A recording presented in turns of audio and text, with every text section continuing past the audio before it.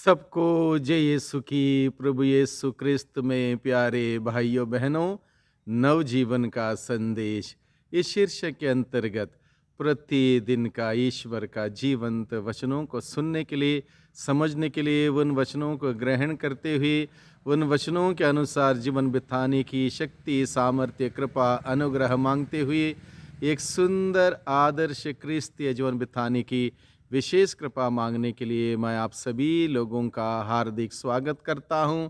आज दिसंबर की 18 तारीख है, बृहस्पतिवार का दिन है और आज के दिन में हम सबों के लिए मनन चिंतन करने के लिए विषय दिया है संत मत्ती के द्वारा रचित सुसमाचार अध्याय 1 पद संख्या 18 से 24 का प्रसंग है। इस प्रसंग में हम लोग प्रभु यीशु मसीह के जन्म को लेकर माता मरियम और यूसुफ के त्याग तपस्या का जीवन और उन्होंने क्या कुछ किया, कैसे इस महान महान रहस्य को प्रकट होने दिया, इन सभी बातों को लेकर प्रभु आज के वचनों के द्वारा हम सबों से बातें करता है। यहाँ पर लिखा है, ईसा मसीह का जन्म इस प्रकार हुआ। ईसा मसीह का जन्म किस प्रकार से हुआ, किस किस कौन कौन कौन व्यक्ति ने महत्वपूर्ण भूमिका निभाई, वो जिम्मेदारी उठाई, इसका वर्णन यहाँ पर दिया है। उनकी माता मरियम की मंगनी यूसुफ से हुई थी, परंतु ऐसा हुआ कि उनके एक साथ रहने से पहले ही मरियम पवित्र आत्मा से गर्भवती हुई। माँ मरियम जो इस प्रभु यीशु मसीह के इस धरती पर आने में महत्वपूर्ण भूमिका निभाने वाली माँ मरियम, जिसकी मंगनी यूसुफ से हुई थी और ऐसा हुआ कि उनके इस कार्य को आगे बढ़ाने से पहले ही मरियम गर्भवती थी और यूसुफ को यह बात पता चलता है। और यूसुफ एक धर्मी व्यक्ति होने के नाते किसी भी प्रकार का अधर्म वो नहीं करता, ना सोच में, ना विचारों में, ना बातों में, ना कार्यों में। वो क्या करता है, वो सोचता है चुपके से मरियम को परित्याग करना चाहता, क्योंकि यहूदी समाज में या फिर आज के समाज में भी कोई ऐसा कुछ होगा, कोई भी पुरुष अपने पत्नी को स्वीकार नहीं करेगा। इसलिए धर्मी व्यक्ति होने के नाते यूसुफ चुपके से मरियम को परित्याग करने के बारे में सोचता है, करता नहीं। तब तक धर्मी व्यक्ति यूसुफ को ईश्वर का संदेश स्वप्न में दूत के द्वारा उसको दिया जाता है। यहाँ पर लिखा है, उसे स्वप्न में प्रभु का दूत यह कहते दिखाई दिया, यूसुफ दाऊद के संतान अपनी पत्नी मरियम को अपने यहाँ लाने से नहीं डरें, क्योंकि जो उनके गर्भ है वह पवित्र आत्मा से है। यह रहस्य घोषित की जाती है यूसुफ को। और यूसुफ धर्मी व्यक्ति होने के नाते ईश्वर का संदेश, ईश्वर की बात को सुनता है, मानता है, उसके अनुसार कार्य करने के लिए तैयार होता है। यद्यपि हो सकता है उस वक्त, उस ज़माने में, उस परिवेश में बहुत सारे अन्य लोगों ने बहुत सारी बातें कही होंगी। लोगों ने कहा होगा इसको छोड़ दो, त्याग दो, ऐसे कार्यों में आगे मत बढ़ो कहा होगा। लेकिन यूसुफ जो धर्मी व्यक्ति ईश्वर की बात को सुनता है, ईश्वर की बात को मानता है, उसके अनुसार करने के लिए तैयार होता है, दुनिया की बात का तवज्जो नहीं देता है, बल्कि ईश्वर की बातों पर इम्पोर्टेंस देते हुए उसको सुनता, ग्रहण करता, उसके अनुसार करने के लिए तैयार होता है। हालांकि बहुत बड़ा रिस्क था, बहुत बड़ी एक हिम्मत की जरूरत थी, और ये हिम्मत इस धर्मी व्यक्ति यूसुफ के अंदर थी। इस महान इस योजना को प्रकट होने देने में उसने अपना साथ दिया, सहयोग दिया और अपनी धार्मिकता बरकरार रखते हुए मरियम को परित्याग नहीं किया, क्योंकि ईश्वर का संदेश उसको मिला था, ये पवित्र आत्मा से है।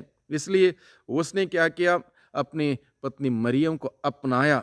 वे पुत्र प्रसव करेंगे और उसका नाम ईसा रखेंगे। वो नाम ईसा रखने का नाम भी स्वर्गदूत ने प्रकट किया यूसुफ को, क्योंकि वे अपने लोगों को उनके पापों से मुक्त करेगा। प्रभु यीशु मसीह मुक्तिदाता बनकर इस धरती पर आने वाले थे, और यूसुफ ने, मरियम ने पूर्ण रूप से अपना जीवन ईश्वर की योजना पूरी करने के लिए समर्पित किया, जिसके वजह से प्रभु यीशु मसीह मुक्तिदाता बनकर इस धरती पर आया। सब इसलिए हुआ कि नबी के मुख से प्रभु ने जो कहा था वह पूरा हो जाए। देखो, ये कुंवारी गर्भवती होगी और पुत्र प्रसव करेगी और उसका नाम इम्मानुएल रखा जाएगा, जिसका अर्थ है ईश्वर हमारे साथ है। ईश्वर बचाने के लिए इस धरती पर आया और उस कार्य में मरियम ने, यूसुफ ने महत्वपूर्ण जिम्मेदारी निभाई। 1 मिनट के लिए अगर हम सोचें, मरियम ने यह जिम्मेदारी नहीं उठाई होती, यूसुफ ने अपनी धार्मिकता बरकरार रखते हुए ईश्वर के संदेश के अनुसार कार्य नहीं किया होता, कितनी गड़बड़ी हो सकती थी।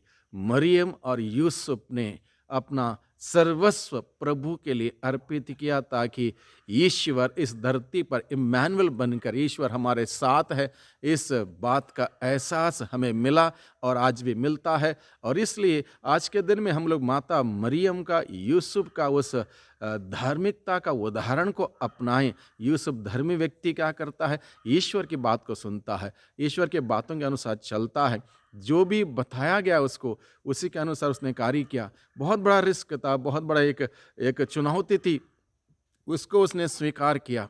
माता मरियम ने अपना सर्वस्व अर्पित किया, यह कहते हुए, मैं आपकी दासी हूँ, आपका कथन मुझ में पूरा हुआ। अपने जीवन ईश्वर के लिए समर्पित किया। इस प्रकार से माता मरियम ने प्रभु यीशु को अपने खोक में धारण किया और अपने त्याग तपस्या के, प्रार्थना के, पवित्रता के जीवन के द्वारा पवित्र प्रभु मुक्तिदाता प्रभु यीशु को दुनिया के सामने प्रस्तुत किया। इसलिए आज के दिन में जब हम इन बातों पर मनन चिंतन करते हैं, हमारा भी दायित्व बनता है आज के दिन में दुनिया के सामने प्रभु यीशु को प्रस्तुत करना, मुक्तिदाता को प्रस्तुत करना हमारा भी जिम्मेदारी। उसके लिए हमें क्या करना है? माता मरियम के भांति ईश्वर का वचन सुनना है, अपने दिल में संजोए रखना है, उन वचनों के अनुसार कार्य करना है। यूसुफ के भांति अपनी धार्मिकता का जीवन में हमें बुलंद होना है, ईश्वर का संदेश सुनना है, उसके अनुसार कार्य करना है। तभी जाके हम ईश्वर का संदेश लोगों तक पहुंचाएंगे, मुक्ति विधान का संदेश लोगों तक पहुंचाएंगे। और आज के दिन में सभी लोगों के लिए मुक्तिदाता की आवश्यकता है। लोग बंधनों में हैं, लोग बुराइयों में हैं, लोग अंधकार में हैं। इसलिए अंधकार में भटकने वाले लोगों के लिए एक अद्भुत ज्योति की आवश्यकता है। वो ज्योति स्वयं प्रभु यीशु मसीह इस धरती पर अंधकार को दूर करने के लिए आए। जो उनमें विश्वास करता है उसके जीवन में कभी अंधकार नहीं आएगा, प्रभु का वचन कहता है।